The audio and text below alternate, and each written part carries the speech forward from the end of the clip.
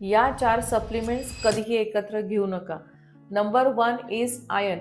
Always take iron supplement with vitamin C for better absorption. Vitamin C घेतलं नाही तर iron absorption होणार नाही आणि त्या सप्लिमेंटचा तुम्हाला उपयोग पण होणार नाही.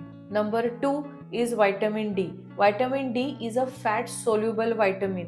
म्हणून व्हिटॅमिन डी घेताना कायम एग्स, ॲव्होकाडो, घी, नट्स म्हणजे कुठल्याही हेल्दी फॅट सोबत घ्यायचं for better absorption. Number 3 is zinc. सकाळी नाश्त्यासोबत किंवा दुपारच्या जेवणासोबत घ्या. पण जर तुम्ही नाश्त्यात आणि जेवणात दूध, दही असे कुठलेही डेअरी प्रोडक्ट्स घेतले असतील तर त्यासोबत झिंक घेऊ नका, because calcium blocks zinc absorption.